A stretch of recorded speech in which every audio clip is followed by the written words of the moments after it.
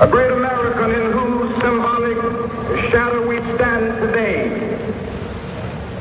signed the Emancipation Proclamation.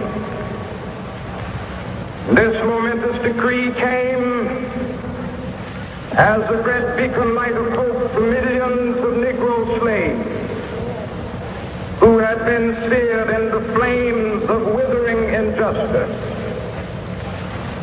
It came as a joyous daybreak to end the long night of their captivity. But 100 years later, the Negro still is not free. 100 years later, the life of the Negro is still sadly crippled by the manacles of segregation and the chains of discrimination. 100 years later, the Negro lives on a lonely island of poverty in the midst of a vast ocean of material prosperity. 100 years later,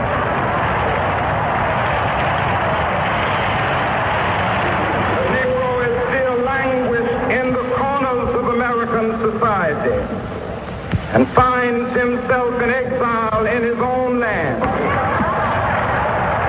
We have also come to this hallowed spot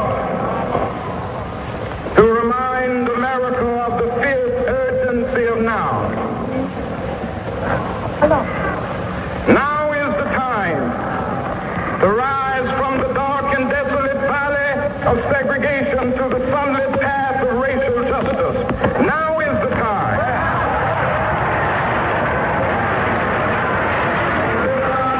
From the quicksands of racial injustice to the solid rock of brotherhood. Now is the time. Make justice a reality for all of God's children.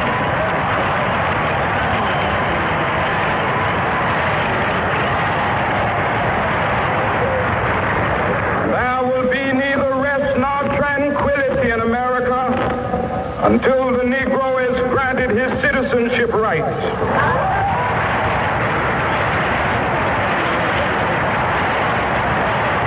We must forever conduct our struggle on the high plane of dignity and discipline. We must not allow our creative protests to degenerate into physical violence. Again and again, we must rise to the majestic heights of meeting physical force with soul force. The marvelous new militancy which has engulfed the Negro community must not lead us to a distrust of all white people. For many of our white brothers, as evidenced by their presence here today, have come to realize that their destiny is part of our destiny.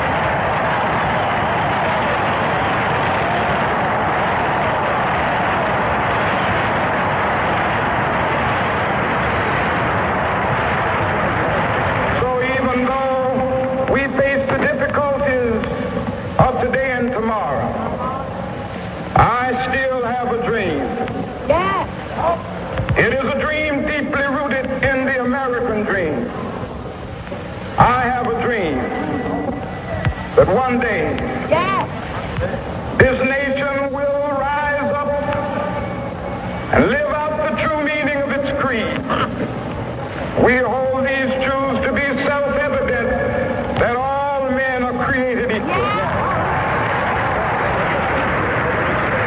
I have a dream